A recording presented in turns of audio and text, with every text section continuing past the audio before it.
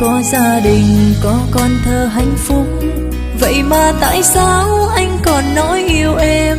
Anh đến bên em cho em một tiếng cười, nụ cười hoa trong dòng nước mắt. Anh có biết rằng lòng này như đã chết, lòng em đâu muốn làm người thứ ba.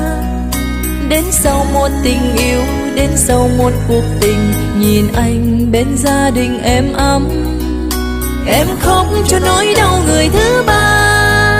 Giờ em khóc cho riêng em mà thôi, thì thôi anh về đi, về vui bên gia đình. Vợ anh đang chờ anh và con anh đang cần anh. Đừng quan tâm gì em và đừng nói nữa người ơi, hãy để cho em được bình yên.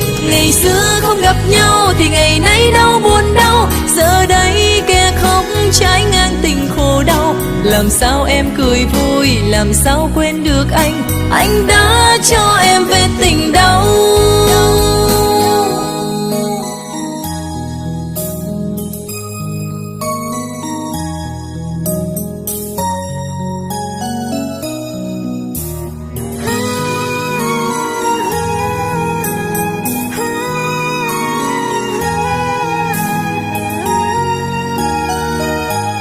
Anh có gia đình, có con thơ hạnh phúc, vậy mà tại sao anh lại yêu em? Anh đến bên em cho em một tiếng cười, nụ cười hoa trong dòng nước mắt.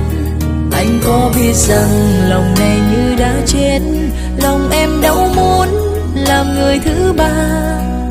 Đến sau một tình yêu, đến sau một cuộc tình, nhìn anh bên gia đình êm ấm, em khóc cho nỗi đau người thứ ba. Giờ em khóc cho riêng em mà thôi, thì thôi anh về đi, về vui bên gia đình. Vợ anh đang chờ anh và con anh đang cần anh. Đừng quan tâm gì em và đừng nói nữa người ơi, hãy để cho em được bình yên. Ngày xưa không gặp nhau thì ngày nay đau buồn đau, giờ đây kẻ khóc trái ngang tình khổ đau. Làm sao quên được anh, làm sao có thể cười, anh đã cho em về tình đau. Thì thôi anh về đi, về vui bên gia đình. Vợ anh đang chờ anh và con anh đang cần anh. Đừng quan tâm gì em và đừng nói nữa người ơi, hãy để cho em được bình yên.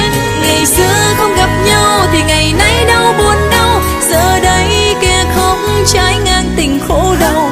Làm sao quên được anh, làm sao có thể cười, anh đã cho em về tình đau. Làm sao em cười vui, làm sao quên được anh đã cho em về tình đau.